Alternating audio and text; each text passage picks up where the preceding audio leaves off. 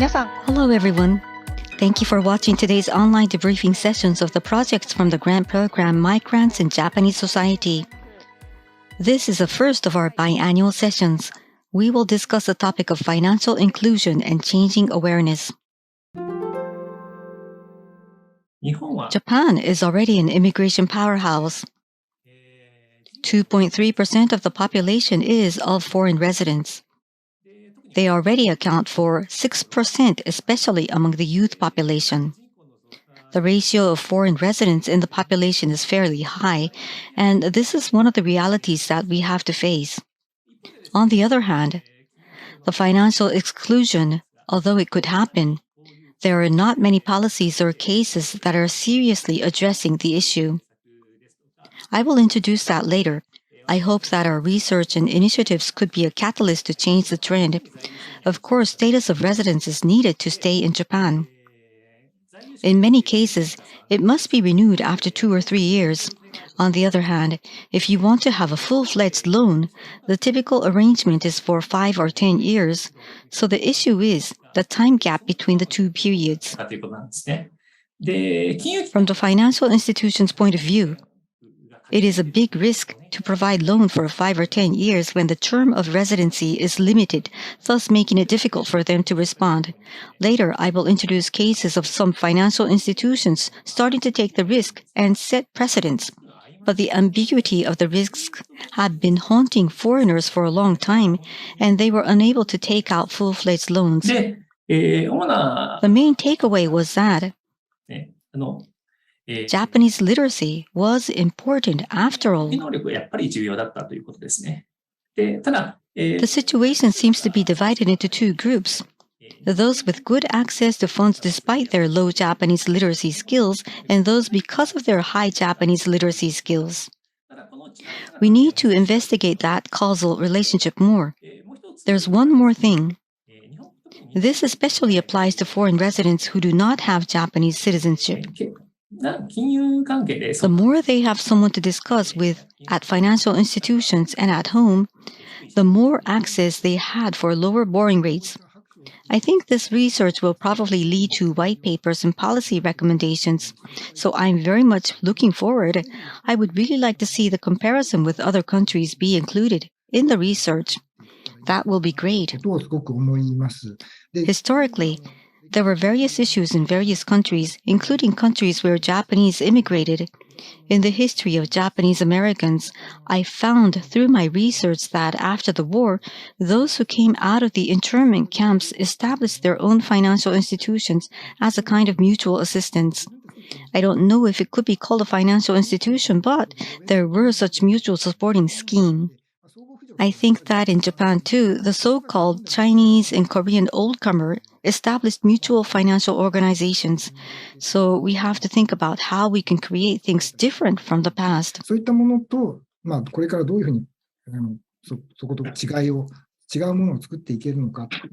Mutual assistance itself has some wonderful aspects, but I think it has its limits. There is such assistance within Japan and among Japanese people too. For example, there was a history of mutual assistance among Okinawan people when they were working in mainland before its reversion to Japan. I think it would be very interesting if you could research the positive aspects and limitations.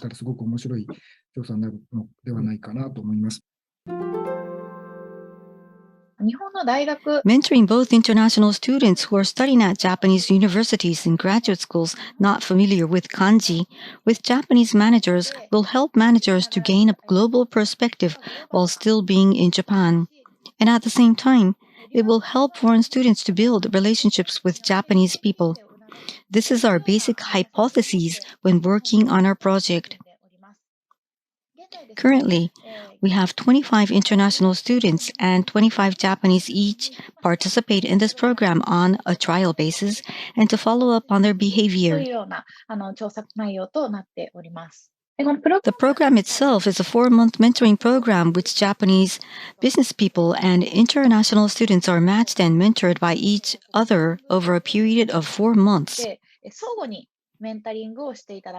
The project that Shinagawa-san is doing really needs to be done by universities. By all means. Actually, we have such programs to support the careers of international students as well as your university too. The Ministry of Education, Culture, Sports, Science, and Technology started a program to support foreign students find jobs 3 or 5 years ago. We're working very hard, but it probably hasn't led to much results. And we have yet to work to provide the kind of mentoring that Shinagawa-san does, which is a very important point of view.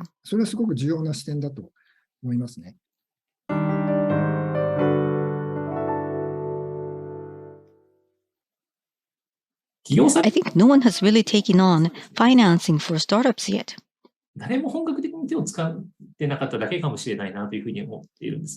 Before we applied to the Toyota Foundation for this grant, we were asked by a multinational company if we could do financing for immigrants, and we were doing some research. I found out that there are quite a few foreigners residing in Japan who are successful in their businesses.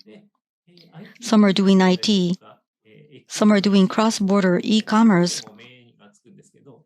but the most common business is merchandising goods for the community. For example, if you are a Muslim, you will always need halal food. And the size of communities are already known. In some cases, the business is run at the request of the community or more like a cooperative purchase. Calculation is clear as a business, so it would be strange for banks not to lend money. I've heard that there are quite a few businesses with track record, but is having difficulties connecting with financial institutions. I think we can bridge that gap.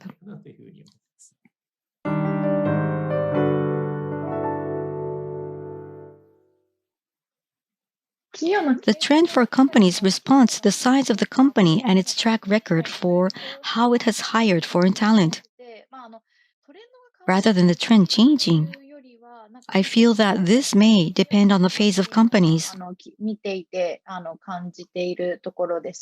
Since I was not able to share the screen with you earlier, let me share this with you now.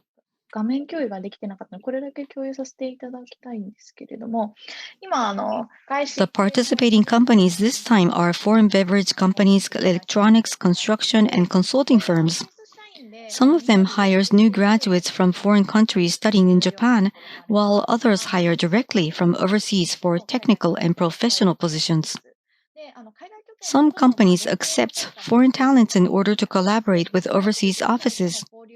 I get the feeling that companies participating now are quite mixed in terms of how they position exchange and collaboration. However, I can say that things are changing. As Ashizawa-san mentioned, our target group is slightly biased, so we must take that into consideration. But I think many companies are becoming more conscious of building longer-term relationships. It could be the difference between companies that hire technical internship trainees, specified skilled workers, and those who do not. But even if a foreigner is only supposed to stay in Japan for 1 year, it is important to have a good relationship with them. I have the impression that companies are gradually becoming more and more aware of the need to enhance the so-called employee experience to the foreigners in Japan. As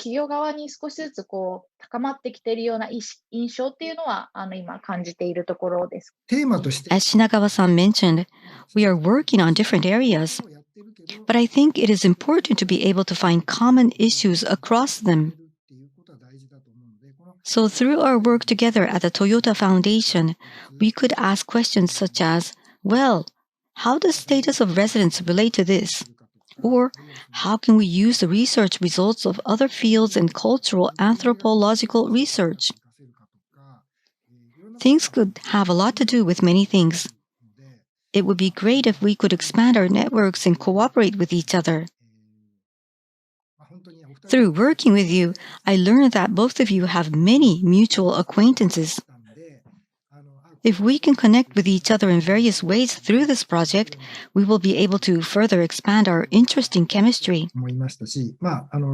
Since I'm older than you, I have some networks that could be of your help. And I would love for you to visit our university too. The biggest issue which needs to be tackled by universities is becoming apparent again, as Shinagawa-san pointed out. And there are many problems that cannot be solved by university alone. In that sense today, we were able to realize the significance of creating new projects while networking with fields outside of the university. 新しいプロジェクトを起こしていくことの意味っていうのはすごく今日は実感できたかなというふうに思います。Thank you very much. Thank you. Thank you very much to all the speakers and participants for joining us today.